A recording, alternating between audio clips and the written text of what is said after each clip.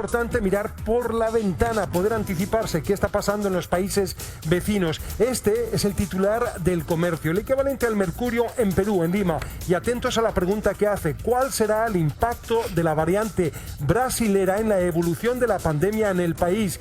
Eso es una pregunta abierta a los doctores, pero atentos también a la bajada de este artículo que señala que la nueva versión del virus podría representar, ojo, hasta el 90% de los casos, y por eso llaman a una mayor vigilancia genómica. Doctora Luengo, usted que es experta justamente en este tipo de escenarios, ¿cómo estamos en Chile?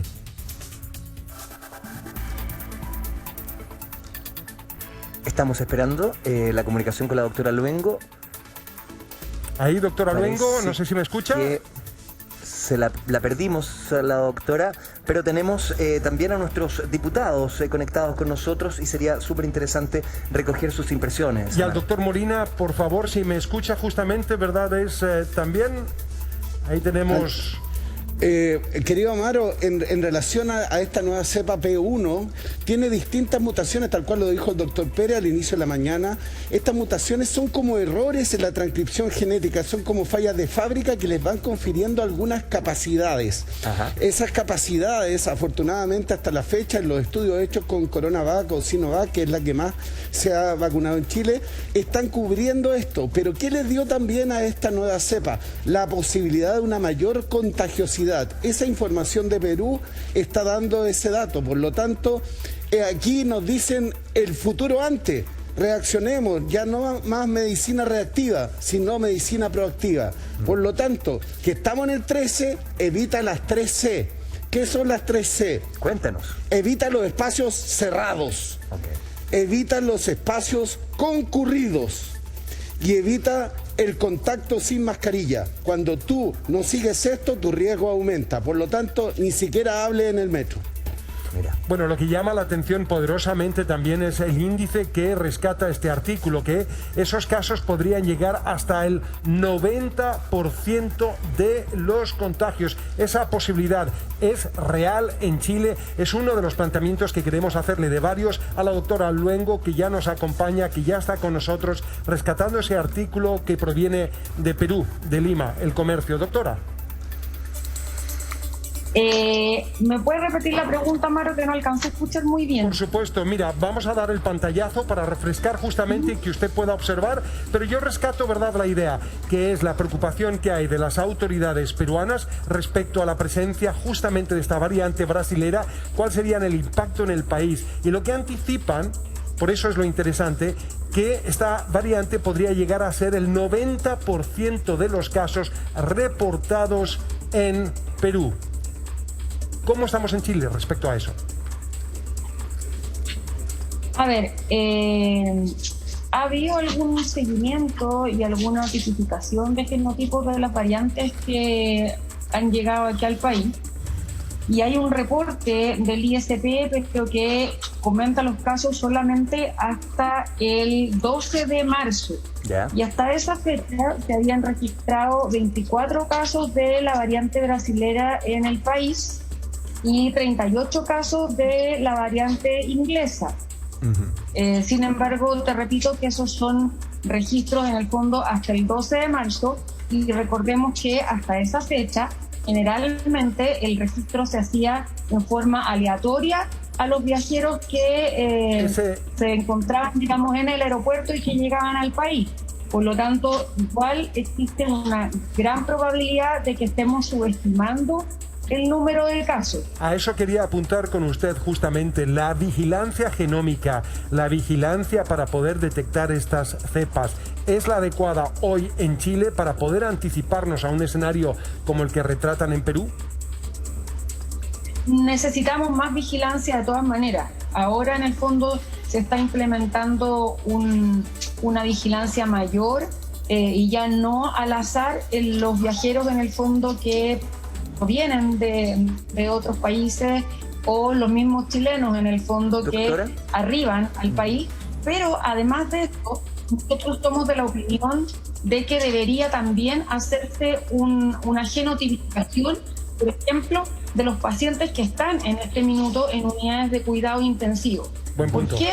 porque estamos viendo no solamente que están aumentando el número de casos en forma muy rápida, sino que además hay casos muy graves de pacientes jóvenes que a veces no tienen comorbilidades y entonces existe la duda de si eventualmente podrá ser que nos estamos enfrentando a un número creciente de casos de variantes del COVID-19 y que puedan estar dando cuenta de esta población nueva, digamos, más joven y severamente afectada por el COVID-19. Y es importante y sería muy relevante poder saber si efectivamente estamos teniendo más casos de variantes en las unidades de cuidados intensivos o no. Doctora, también el doctor Juan Carlos Molina, en estas múltiples aristas de la conversación hablaba de hacer todo lo preventivo posible y no todo lo reactivo, o sea, adelantarnos a lo que está pasando en los hospitales con este 95% de ocupación. Claro, ya estamos en esta, doctor, pero desde la política, pensando en el diputado Silva y el diputado Durán, ¿qué políticas podrían ser preventivas hoy o siempre estamos reaccionando tarde o siempre se está reaccionando tarde para llegar en ayudas en uno de los aspectos importantes que es la parte económica para poder cumplir verdaderas cuarentenas, diputado Silver? A ver, nosotros siempre lo hemos señalado y es un poco nuestra tesis desde la oposición. Siempre se habla de la primera línea respecto a lo que es obviamente las UTI, los trabajadores de la salud, nuestros médicos, pero a nuestro juicio esa es la última línea, cuando claro, obviamente las recomendaciones de doctores fallaron, el distanciamiento, las cuarentenas, y obviamente se llega hasta la última instancia, que es obviamente un centro de salud en urgencia, y todos sabemos lo colapsado que está. Uno ve la exposición de Angela Merkel, una de las democracias más robustas, la alemana en Europa, y la verdad es que el panorama es bastante desolador, justamente por lo que decía la autora Lengua, las mutaciones, por ejemplo, respecto a la cepa británica, amazónica, países como Argentina que ya cerraron sus fronteras, y en consecuencia es más importante que nunca la protección desde el punto de vista económico para que la gente guarde cuarentena en condición de tranquilidad. De aquí, desgraciadamente, y algunos se han sorprendido por la realidad de nuestro país, hay mucha gente que vive del día y tiene un sector informal que no da cuenta el registro social de hogares, por ejemplo, a la hora de catastrar obviamente sus hogares. Por eso nosotros dentro de una hora vamos a aprobar obviamente el paquete de rescate que subió en buena hora de 12.000 a 18.000 millones de dólares por parte del gobierno, que obviamente este IFE y el IFE obviamente clase media, más los bonos para el transporte, pero también nosotros queremos insistir, para nosotros la universalidad es lo más importante.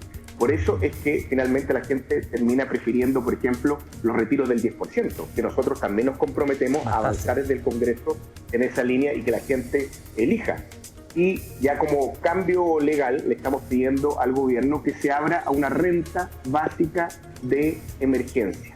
¿Qué quiere decir esto? Una cifra única, que la gente con certeza sepa que dispone de aquello y que no entre, obviamente, como hoy día el planteamiento del gobierno, que su comuna está en fase 2, cuántos días efectivamente estuvo en cuarentena, que tiene que acreditar una disminución respecto de sus ingresos de los meses anteriores. Todo eso hace que finalmente la ayuda termine llegando tarde y finalmente estas cuarentenas terminan siendo algo hipócritas, porque uno ve en los sectores más populares que la gente igual sale a trabajar, sale por distintas razones a ganarse la vida porque la necesidad tiene cara derecha. Tenemos un tema técnico-político cruzado por la situación pandémica, sin duda muy complejo, y quiero preguntarle al diputado Durán, luego de escuchar los siguientes comentarios. Se ha publicado a través de distintos medios, en esta oportunidad recogemos esta comunicación de BioBio Chile. Dice: Siches, la presidenta del Colegio Médico, pide a empresarios cuidar a sus trabajadores y admite temor de vernos sobrepasados. Luego vamos a recoger las impresiones del diputado Durán, pero antes escuchamos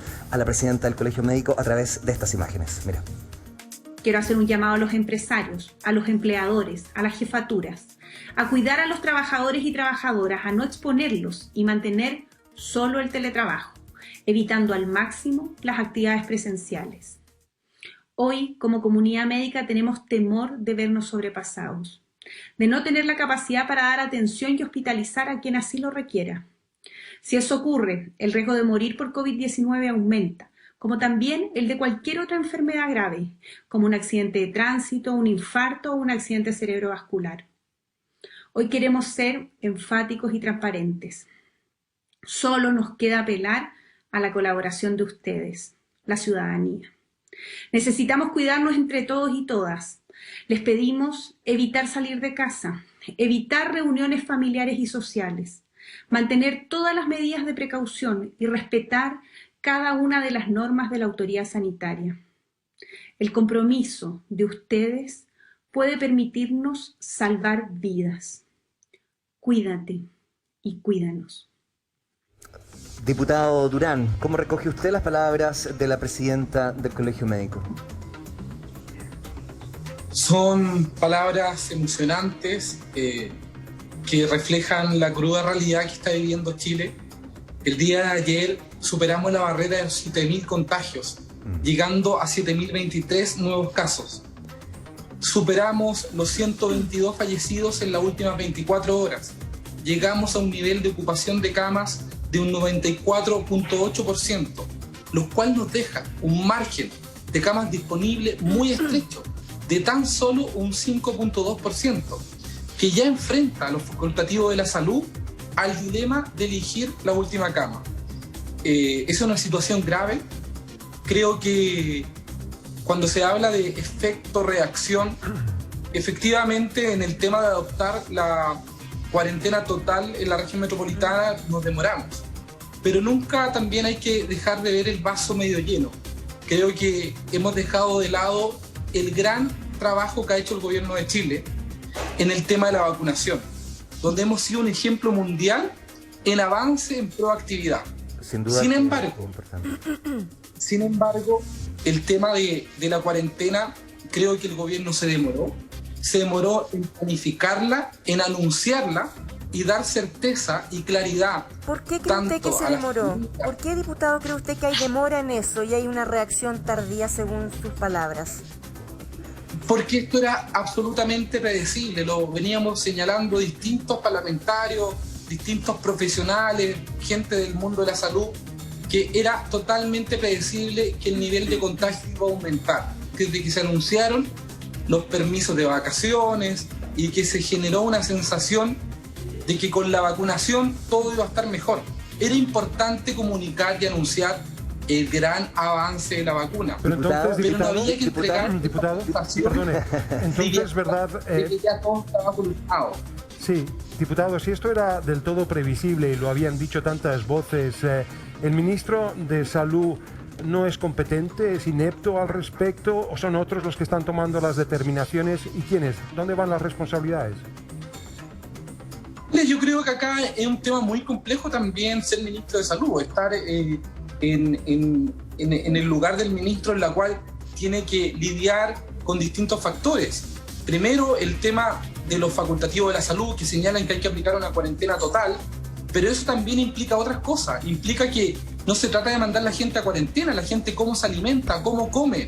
Al mismo tiempo, tiene que ir acompañada de medidas económicas, de bonos universales que también venimos anunciando, solicitando. Yo fui parte de los parlamentarios de Renovación Nacional que solicitamos al presidente de la República un bono universal de 500.000 pesos. Porque de verdad no se trata solo de decirle a la gente cuídate, quédate en casa. Claro. Pero la gente quédate en casa ¿qué? ¿Comiendo qué?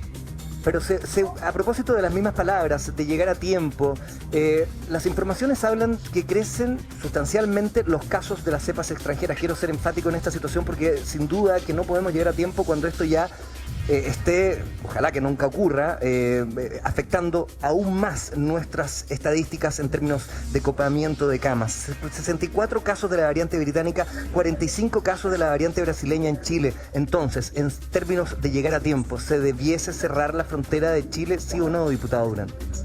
Absolutamente se deberían cerrar y se deberían haber cerrado incluso los primeros días de marzo. Ok, ¿quién es responsable de no cerrarla, diputado Silver? A lo que voy es, siempre se habla en términos genéricos. ¿Dónde están las responsabilidades aquí? Porque el pase de pelota, ¿verdad? Realmente es increíble.